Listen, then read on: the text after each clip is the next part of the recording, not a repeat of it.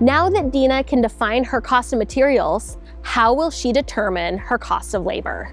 So we talked about materials, and now we're talking about the other big part of the picture, right? Labor. And labor is an important element. And just as a sub-note for people, there are businesses that labor is the only product cost. What you have here is you have materials, you have labor, and we'll talk about overhead at some point, but labor is a major consideration. You have people working for you. You have to trace that into what it's going to take to accomplish the recipe and be able to bid that out. Mm-hmm.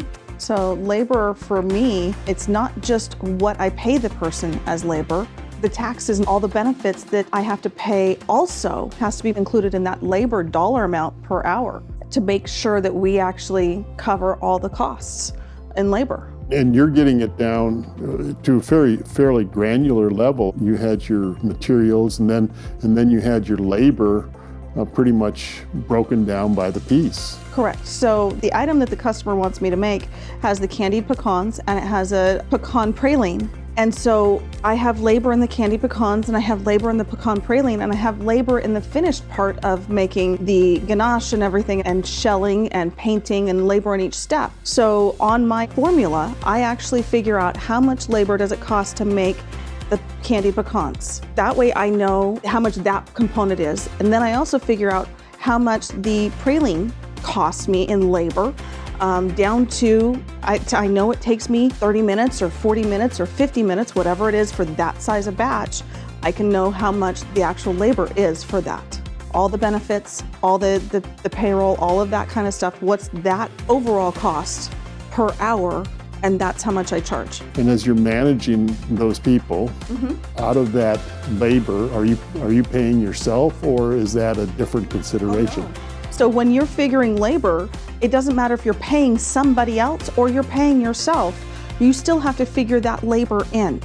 And I consider my labor costs the same as my part-time packaging labor costs as my production person labor costs. Because even if I was doing this by myself, I still have to figure out labor in there to make sure I'm covering when the day comes that I actually would be paying somebody. Right. I'm big enough now that I actually pay people to help me. I can't do it all myself. From day one, I've made sure I've had labor figured into the costs of everything. And as you hire people, they just walk in the front door just knowing how to make chocolate. No. You don't have to teach them. I mean, they just, so there must be some time that you have to take that is not as efficient as you would like it or produce the kind of product that you want to train people up. I don't think I've ever had anybody here that has known how to do chocolate when they walked in the door. I've had to do all the training. And for me, it takes 3, 6, 9 months to fully understand chocolate. Where other people, it doesn't take quite so long depending on the job. People know how to saute. Some people know how to sew. For me, chocolate is nuances. There's a saying in the chocolate industry that chocolate knows when you're having a bad day and it will create a worse day. It almost acts as if it has feelings. So you actually have to take into consideration when you're training, you know you're going to be at half time of what you normally would produce, but I can't charge the customer for my training hours.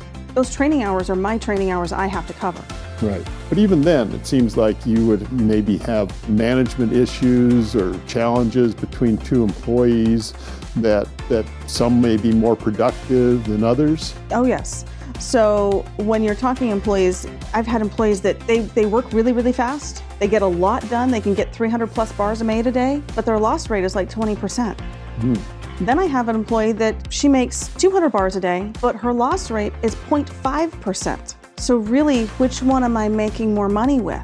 And my labor costs are lower and higher. And your waste factor. My waste factor. And then what do you do with that lost product that has inclusions that you can't just remelt? What do you do with it? You have to sell it as a discount. Interesting. And you hope the discount's still covering your costs. Yeah. So now we've put together materials and we've put together labor. The next major component is going to be overhead, which we'll tackle in our next video. Yep.